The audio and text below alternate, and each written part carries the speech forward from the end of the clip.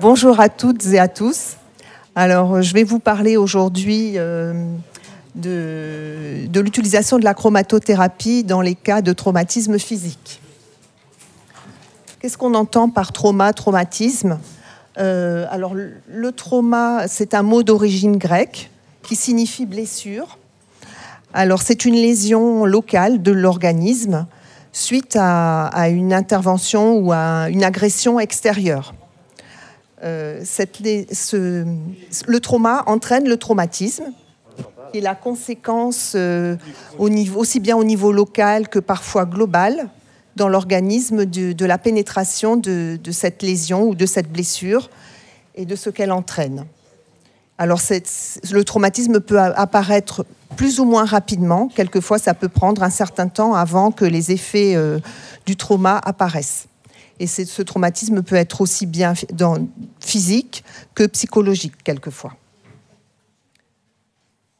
Alors, du point de vue au niveau de la chromatothérapie, donc, qui est une méthode de soins énergétiques, comme vous le savez, on va interpréter cette blessure, ce trauma, de manière énergétique.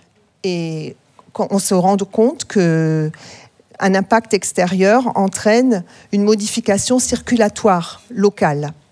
Et cette modification circulatoire locale correspond à un ralentissement, voire parfois à un arrêt de la circulation. Ce qui correspond pour nous, en tant que chromatothérapeute, à de l'énergie froide. Donc tout choc entraîne une entrée d'énergie froide dans le corps. Donc, pour améliorer en fait cette entrée d'énergie froide dans le corps, on va soit essayer de neutraliser cette énergie, soit apporter de la chaleur pour rétablir l'équilibre entre l'énergie apportée et l'énergie chaleur qu'on va apporter à ce moment-là. Donc, en fait, on se rend compte aussi que une énergie qui vient de l'extérieur doit normalement être équilibré par une énergie qui viendrait de l'intérieur. Ça veut dire que le corps, s'il est capable de fabriquer suffisamment d'énergie-chaleur, il pourra répondre de la même manière à cette énergie qui est entrée, il pourra répondre et on ne s'apercevra pas d'énormément de choses dans le corps.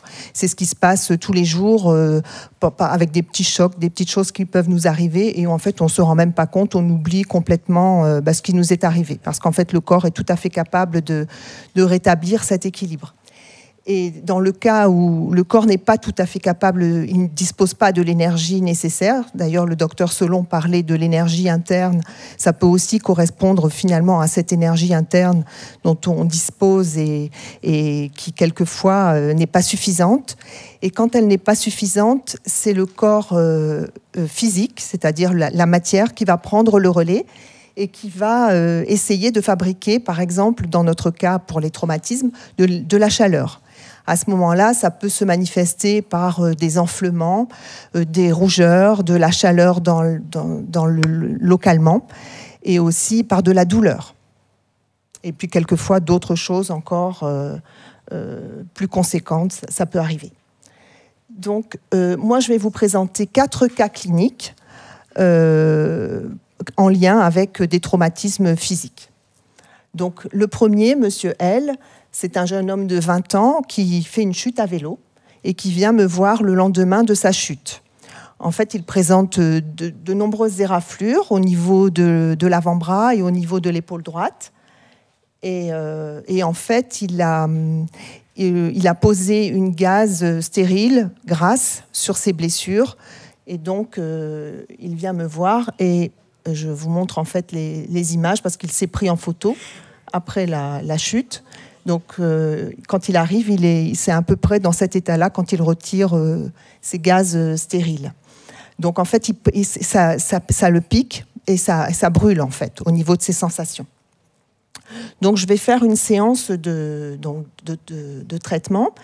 En fait, je vais considérer qu'il y a un apport de froid en superficie parce que les blessures ne sont pas profondes. Ce sont vraiment des blessures de type éraflure. Et je vais faire une unique séance d'apport donc de chaleur en superficie et Et donc, je vais faire 4 minutes de rouge et 40 secondes de vert. Et je vais éclairer successivement donc l'épaule et l'avant-bras. Donc, je considère le traumatisme au niveau... Enfin, voilà, un petit schéma pour expliquer un peu l'état des choses. Donc, le traumatisme, ça serait du froid en superficie. Et donc, le traitement va consister à apporter de la chaleur en superficie avec 4 minutes de rouge et 40 secondes de vert pour pallier à cette... neutraliser l'énergie perverse qui est rentrée au niveau des blessures. Donc, je vais vous montrer donc juste après la séance, on va voir que déjà, en fait, ces plaies commencent à sécher. Donc ça, c'est juste après la séance. Donc c'est assez étonnant.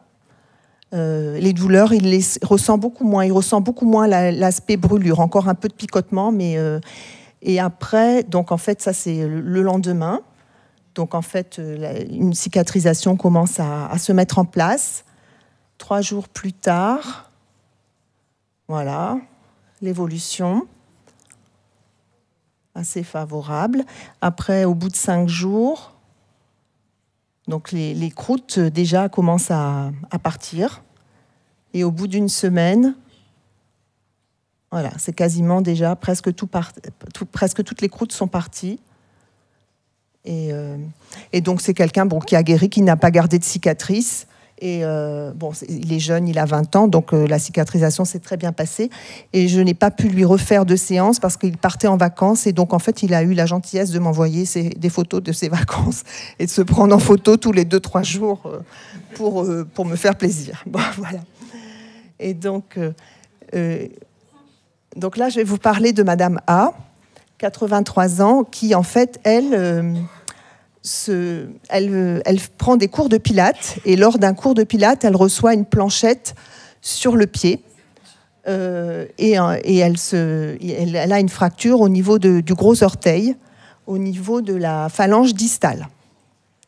Donc en fait, voilà l'état de son pied après la fracture. Bon, je ne l'ai pas vue ce jour-là parce que je l'ai vue quelques jours plus tard. Mais elle avait pris son pied en photo, donc j'ai eu la chance qu'elle prenne son pied en photo.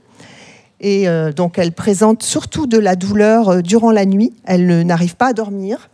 Et on voit que le pied est très gonflé et puis rouge. Enfin voilà, donc c'est très enflammé et elle souffre pas mal. Et elle n'arrive pas quasiment à marcher, en tout cas elle n'arrive pas à plier le pied. Donc voilà. Donc moi je vais faire lors de ma première séance, je vais considérer qu'en fait, elle a du froid aussi bien en superficie qu'en profondeur. Comme il y a une fracture, le froid est profond. Et comme elle vient de recevoir la planchette, de toute façon, il y a l'impact au niveau superficie. Donc, je vais d'abord commencer par faire 4 minutes de violet et 40 secondes de jaune afin de neutraliser cette énergie froide qui est présente dans les 2 couches. Donc je fais 4 minutes de violet et en fait 40 secondes de jaune. Ça va neutraliser aussi bien le froid de la superficie que de la profondeur. Et normalement, je devrais à nouveau mettre en place un équilibre plus favorable. Donc au bout d'une semaine après la séance, on voit que le pied commence un peu à dégonfler. On voit ici quelques petites ridules qui réapparaissent et surtout on s'aperçoit qu'il y a un hématome qui se forme, qui n'était pas du tout présent au début. Mais le pied, elle ne ressent plus de douleur. Alors la première nuit juste après la séance, elle a dormi normalement. Donc elle était enchantée parce qu'elle avait retrouvé son sommeil et parce qu'elle croyait vraiment, elle avait vraiment beaucoup de mal avec ça.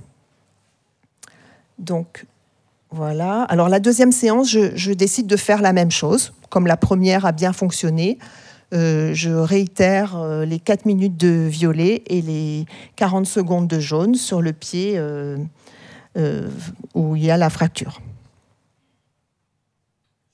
Voilà. Donc, on a toujours encore un hématome, mais qui a diminué. Là, on le voit, il est moins foncé, il est beaucoup plus clair et on a l'impression que voilà, et ça diffuse un peu de ce côté-là. Et le pied, il est un peu moins gonflé, mais il reste quand même encore de l'œdème, parce qu'on voit quand même que le pied, il reste quand même gonflé. Et surtout, elle a cette sensation quand même que son pied est encore gonflé. Donc, pour la 3e séance, je décide d'agir surtout sur la fracture interne, donc sur le froid profond, mais aussi de travailler sur l'œdème qui est superficiel. Donc, je fais 4 minutes de bleu, 40 secondes de orange, pour apporter de la chaleur en profondeur et de l'humidité en superficie. En fait, je vais dans le sens de la défense, parce qu'en fait, on considère toujours que le corps propose la meilleure solution pour l'organisme, de manière générale, de manière à maintenir l'homéostasie. Et donc, comme le corps, en fait, voilà, il fait de l'œdème et il fait de la chaleur en profondeur, bon, nous, on va, en chromatothérapie, on va dans le sens proposé par le corps. Donc, qui correspond aussi au sens, finalement, de la vie. Donc, en fait, je fais donc les 4 minutes de bleu et 40 secondes de orange pour neutraliser ici l'œdème et apporter de la chaleur en profondeur pour neutraliser cette fracture pour que le corps n'ait plus besoin de fabriquer l'énergie, la matière chaleur. Après 3 semaines, donc on s'aperçoit que ça commence vraiment à dégonfler avec les ridules qui apparaissent de plus en plus. Il y a comme une espèce de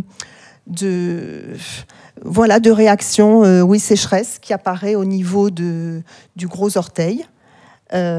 Suite peut-être à la sécheresse qui se manifeste, qui est manifestée au niveau de la superficie et qui est matérialisée à cet endroit-là. Donc l'œdème diminue, c'est ce qu'on voit, et elle peut reporter des chaussures au bout donc de la 3e séance. La 4e séance, je refais la même que la 3e, et je fais à nouveau 4 minutes de bleu pour traiter la fracture profonde et 40 secondes de orange. Et en fait, on voit le pied qui continue à dégonfler. Là, en fait, on s'aperçoit que la sécheresse externe a disparu. Et puis, on voit bien que le pied retrouve une forme plus normale. Donc ça, c'est après 4 semaines. Donc c'est à peu près une séance par semaine. Il reste donc de l'œdème un peu encore dans le pouce. Et puis, je fais une 5e séance, à nouveau par 4 minutes de bleu et 40 secondes de orange. Et au bout de 5 semaines, 6 semaines, le pied, on s'aperçoit vraiment qu'il a changé par rapport au début, vraiment. Et je vais vous montrer l'évolution en fait du pied au fil du temps. Comme ça permet de se rendre compte, et en éclairant simplement le pied avec du violet, du jaune et du bleu et du orange. Et puis on s'aperçoit vraiment, le pied qui reprend, même ici, les petites veines qu'on aperçoit aussi là, et qu'on ne voyait pas ici, là encore moins. Donc maintenant, je vais vous parler de Madame L, 49 ans, qui vient me voir au printemps 2023 et qui, quand elle vient me voir, ça fait à peu près 1 an qu'elle souffre d'une capsulite à l'épaule droite et qui la handicape vraiment. Elle a du mal à mouvoir son épaule à l'arrière, son bras à l'arrière. Elle a une perte de force, elle a des fourmillements, elle a des douleurs vives. Elle est vraiment souffrante au niveau de cette épaule. Elle a eu une infiltration au mois de mars et cette infiltration n'a rien donné. C'est pour ça qu'en fait, elle a cherché à faire autre chose et donc elle est venue me voir par rapport à ça.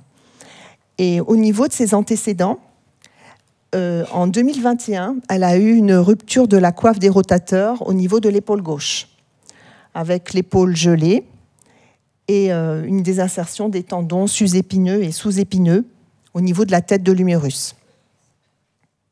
Donc je vous ai un peu imagé, les tendons de la coiffe se trouvent à cet endroit-là. Et puis, au niveau un peu schématique, donc les tendons sont ici, et puis les muscles se raccordent sur les tendons qui sont là. C'est ces deux-là. Donc ça, c'est juste pour au niveau anatomique, avoir une petite idée. Alors, le trauma, ça correspond, en fait, c'est quelqu'un qui travaille sur ordinateur depuis tout le temps. Et donc, elle a des gestes répétitifs au travail, et avec l'utilisation de la souris, et bon, ben voilà, toujours utiliser en fait ses mains au niveau des écrans. Donc, suite à ça, apparemment, elle a eu la rupture des tendons de la coiffe au niveau gauche, au niveau de l'épaule, et puis l'opération de suturation qui a aussi apporté finalement de l'énergie encore froide, avec la pose de 5 ancres pour raccorder les tendons au niveau de l'humérus. Et donc là, voilà, au niveau de la rupture de la coiffe, ça se présente comme ça. Après, donc en fait, ils font passer des fils au niveau des tendons qui sont raccordés et fixés. Après, vous allez voir là, les fils de suture, on fixe les ancres au niveau de l'os et on raccorde les tendons de cette façon. Donc elle a 5 ancres qui sont posées au niveau de l'humérus.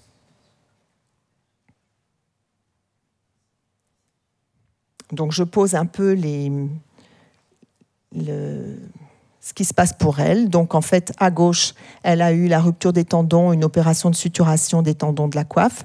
Et à droite, elle a une douleur inflammatoire de type capsulite quand elle vient. Sachant que l'infiltration à droite, qui a été sans succès, a rajouté encore de l'énergie froide à droite, finalement, avec les anti-inflammatoires. Donc peut-être, c'est une supposition, mais bon, qui peut être tout à fait juste, en fait, elle pourrait aussi avoir une réaction supplémentaire inflammatoire suite à ces anti-inflammatoires qui ont été utilisés. Donc, l'objectif de la première séance, à nouveau, je vais utiliser les énergies de régulation avec 4 minutes de violet, 40 secondes de jaune au niveau de l'épaule gauche, parce que je considère que finalement, la réponse à droite doit forcément être une conséquence sûrement de ce qui s'est passé à gauche. Enfin, de toute façon, c'est le début du travail et je considère que la porte d'entrée se trouve au niveau de l'épaule gauche. Donc, je fais les 4 minutes de violet et pour essayer de disperser en fait le froid en superficie et le froid en profondeur avec la rupture des tendons, l'intervention chirurgicale et puis les gestes répétés depuis des années. Donc voilà. Alors après la première séance, il n'y a pas de réel changement pour elle. La douleur reste présente. Elle a simplement cette douleur qui bouge dans l'épaule. Alors elle n'est pas statique cette douleur, mais elle se déplace. Et elle n'a pas de douleur dans l'épaule gauche. Alors comme je n'ai pas de résultat, j'estime que je n'ai pas un résultat de diminution de douleur, je remets un peu en question ce qui se passe et j'essaye de regarder, de comprendre. Et je me dis qu'en fait, le froid de l'épaule gauche est tellement probablement important qu'en fait, il génère, donc il y a une réaction de défense à droite, mais que cette réaction de défense à droite engendre peut-être aussi une réponse froide à gauche et que finalement, le système s'auto-entretient et qu'on a un passage de gauche-droite entre toujours de la chaleur et du froid. Donc, la même chose, pour moi, se produirait en superficie et en profondeur. Bon, ça, c'est la supposition de travail sur laquelle je pars. Donc, voilà, je vous montre ce schéma, en fait, qui pourrait exister, où, en fait, quand l'énergie froide franchit le plan de symétrie, il y a une inversion trigrammatique et, en fait, on a de l'humidité.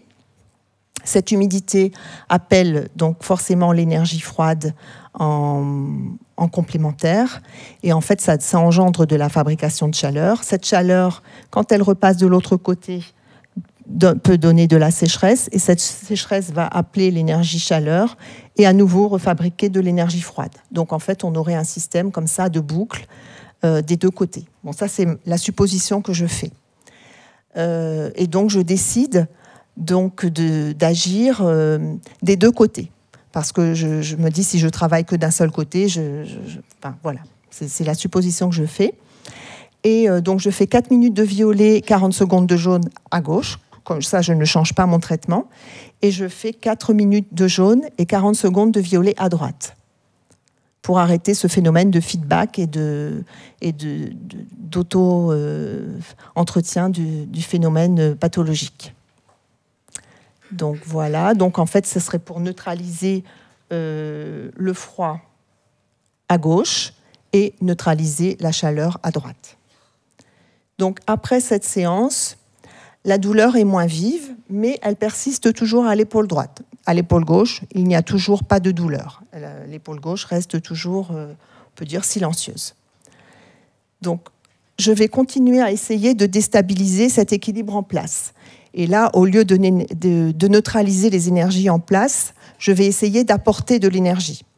Parce que pour l'instant, je n'ai pas apporté d'énergie et peut-être que le corps n'est pas capable de fabriquer lui-même ces énergies pour le moment.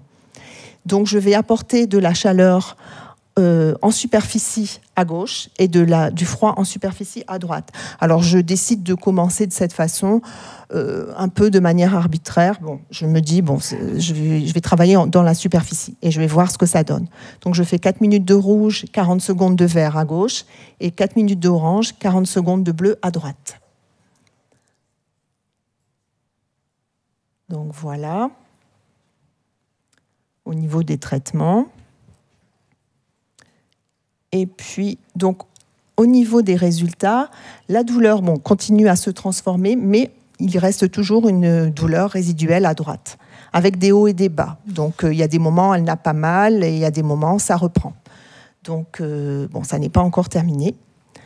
Et toujours pas de douleur au niveau de l'épaule gauche.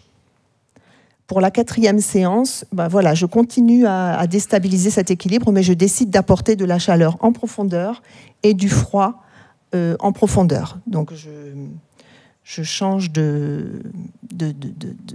d'endroit, enfin, je travaille au niveau de la profondeur.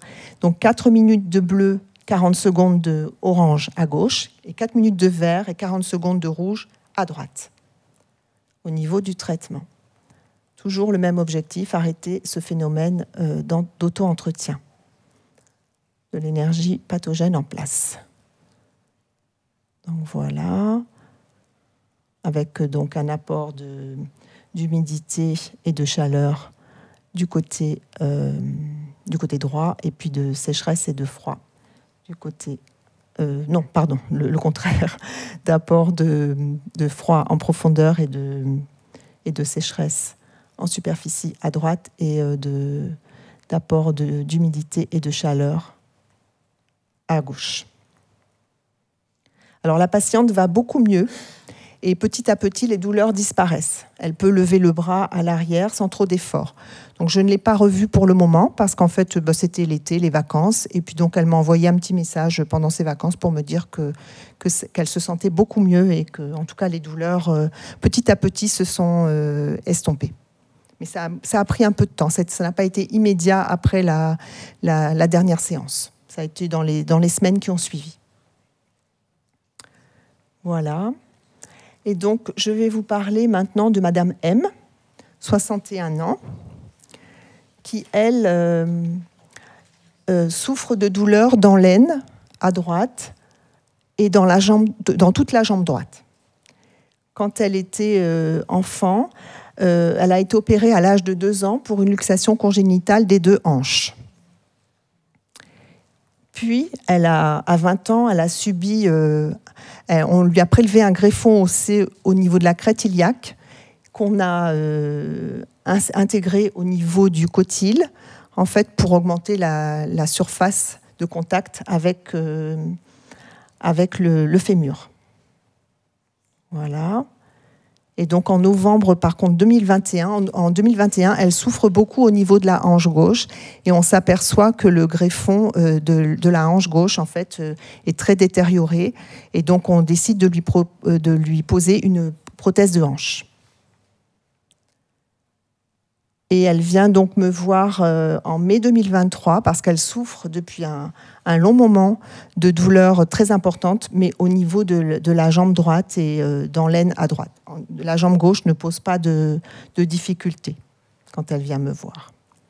Donc, au niveau du trauma, je pense que la pose de prothèse de hanche gauche en fait partie, les opérations antérieures des 2 hanches. Et donc, voilà. je vais commencer, donc là, juste pour schématiser un petit peu l'endroit où on va travailler. Et puis, donc la luxation congénitale de la hanche, c'est un défaut donc d'emboîtement entre les éléments de l'articulation de la hanche, la tête du fémur et puis le cotyle, en fait, qui est la cavité de l'os qui reçoit le fémur. Ah oui, non, c'est là, pardon.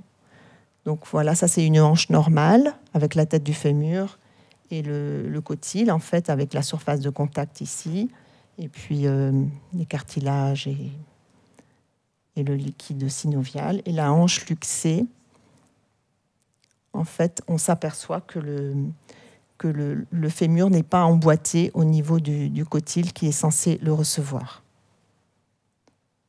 Voilà, donc la luxation de la hanche, ben voilà, ça c'est une hanche normale, et là on voit qu'il y a un problème d'insertion au niveau de l'os. Donc elle a été opérée à l'âge de 2 ans avec elle a été immobilisée pendant 6 mois à l'hôpital. Donc aujourd'hui, les énergies en place, donc on aurait du froid au niveau de la hanche gauche et de la chaleur au niveau de la hanche droite. Donc lors de la première séance, à nouveau, je vais utiliser les énergies de régulation afin d'essayer de neutraliser ce froid important qui a dû toucher sa hanche gauche. Donc voilà, au niveau des énergies en place, l'action du violet, la neutralisation. Voilà. Donc, suite à cette première séance, quand elle sort du soin, elle se sent apaisée et en fait, elle a l'impression qu'elle a déjà moins mal, mais elle a encore mal, mais moins. Mais surtout, elle a une réduction de la zone douloureuse. Donc, bon, c'est déjà intéressant. Et elle se sent surtout très apaisée. Et quand elle revient 10 jours plus tard, bon, elle a des fourmillements dans toute la jambe droite, de fortes douleurs au mouvement, mais aussi au repos. Donc en fait, on ne sait pas si c'est des douleurs liées au mouvement ou si c'est des douleurs qui apparaissent au repos. C'est pas constant, mais en tous les cas, c'est aléatoire. Et l'amélioration ressentie après la première séance n'a duré que jusqu'au lendemain. Donc c'est un effet assez court. Donc l'objectif, voilà, pour moi, pour la deuxième séance, c'est de contrer le froid profond de la hanche gauche en apportant de la chaleur en profondeur. Donc je me rends compte que peut-être neutraliser les énergies en place ne suffit pas et qu'en fait son corps n'est pas capable à nouveau, comme la patiente précédente, de fabriquer la chaleur. Donc je vais lui apporter de la chaleur en profondeur. Donc je fais 4 minutes de bleu, 40 secondes de orange au niveau de la hanche gauche, en considérant voilà, qu'il y a du froid profond et de la sécheresse en superficie. Et donc j'apporte de l'humidité en superficie et de la chaleur en profondeur, à gauche. Elle s'endort pendant la séance et après 2 semaines, elle ne boite plus. Donc quand je la revois, elle revient et elle me dit que ça y est, elle ne boite plus. Parce qu'elle boitait la première fois quand elle est venue, elle arrivait à peine à s'asseoir. Elle était presque en larmes tellement elle avait mal quand elle devait se mouvoir. Donc là, elle se sent soulagée. Elle a encore des douleurs quand même dans l'aine à droite. Et elle a des petites douleurs derrière le mollet, dans le pied à droite, des fourmillements encore présents. Donc il pourrait encore y avoir de l'énergie froide présente. Enfin, c'est plutôt de l'énergie chaleur de l'autre côté, mais de l'énergie froide de l'autre côté. Et entre-temps, elle réalise un arthroscanner de la hanche. Donc quand elle vient me voir, elle a ses résultats. Et en fait, il y a une mise en évidence de multiples lésions coxo-fémorales mettant par endroits à nu l'os fémoral à droite. Donc je considère que finalement, le côté droit est aussi lésé que le côté gauche. Donc, il y a un franchissement du plan de symétrie, mais surtout, il n'y a plus de plan de symétrie. Et je considère qu'il y a un envahissement par l'énergie froide des 2 côtés. Donc, je vais changer de traitement. Je vais traiter la gauche et la droite de la même manière et voir ce que ça donne. Donc voilà, je vais contrer le froid profond des hanches droite et gauche en apportant de la chaleur en profondeur à droite et à gauche. Donc c'est un revirement complet de traitement, mais voilà, c'est ce que je décide d'essayer. Donc pour l'antimétrie, je l'ai mis, mais finalement, il n'y en a plus. Et en fait, on a la même chose des deux côtés, parce qu'à finalement, à droite, c'est...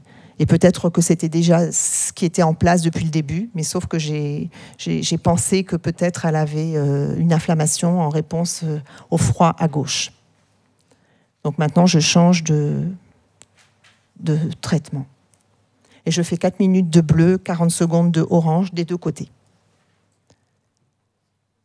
Donc pour neutraliser le froid profond et la sécheresse superficielle. Donc elle s'endort durant la séance et ressent une certaine aisance à nouveau en quittant le cabinet. 2 semaines plus tard, elle va mieux. Elle se rend compte que marcher est bénéfique pour elle. Et la position statique prolongée, par contre, engendre encore des douleurs dans l'aine à droite. Et l'intensité des douleurs a nettement diminué. Elle n'est plus du tout dans le même état, elle retrouve le moral et l'envie de faire des choses. Parce qu'elle était très bloquée, c'est une femme qui est très active, qui bouge beaucoup normalement. Et là, elle était démoralisée parce qu'elle était, voilà, elle était devenue trop statique à son goût. Donc l'objectif de la 4e séance, à nouveau, je vais faire la même chose. Je vais apporter de la chaleur en profondeur à droite et à gauche. Et une séance identique qui est la même séance que la 3e, donc, par 4 minutes de bleu et 40 secondes de orange dans l'aine à droite et à gauche. Et en fait, voilà, cette patiente, je ne l'ai pas encore revue, mais je sais qu'elle va mieux, elle m'a donné de ses nouvelles. Et bon, elle pense revenir faire une petite séance d'entretien là dans les semaines, à mon avis, qui viennent ou dans le mois qui viennent. Mais il n'y a pas d'urgence et elle a retrouvé ses activités. Donc pour conclure, voilà, la chromatothérapie a une action c'est une action très adaptée pour traiter les traumatismes. C'est vraiment un outil de choix et surtout on a la possibilité de nous ajuster en permanence avec les patients, avec ce qui arrive. Parce qu'il arrive des choses, des résultats qui apparaissent, et quelquefois on peut partir sur une fausse piste, comme ce qui m'est arrivé avec la dernière patiente, mais on a quand même cette possibilité, finalement on ne crée pas des catastrophes, on n'avance pas trop pendant un petit moment, mais on peut quand même vraiment voilà, avoir des résultats intéressants. Et il faut savoir aussi une chose, c'est qu'agir le plus rapidement possible, comme par exemple le jeune homme, bon, sachant que ça n'était pas quelque chose de profond ni de trop grave, mais plus on agit rapidement, mieux c'est. Et si les personnes étaient venues, voilà, elles sont venues 1 an, 2 ans, 3 ans, enfin après avoir déjà des douleurs, c'est un peu plus long et quelquefois un peu plus compliqué de trouver la bonne piste tout de suite. Voilà, ben moi je voulais vous remercier pour votre écoute. Et puis...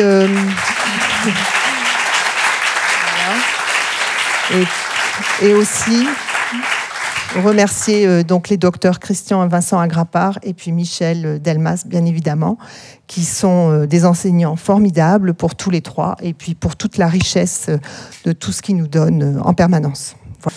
Christian, tu veux dire un mot peut-être? Eh bien alors vas-y. Je te remercie. Bon, je te remercie pour ta conférence. Il y avait beaucoup de choses, mais il faut bien savoir que certains d'entre vous n'ont pas du tout une formation en chromatothérapie. Donc, il y a des notions qui ont dû paraître difficiles à certains. La notion de chaleur, ça caractérise une accélération métabolique. La notion de froid, c'est une notion de destruction. Hein.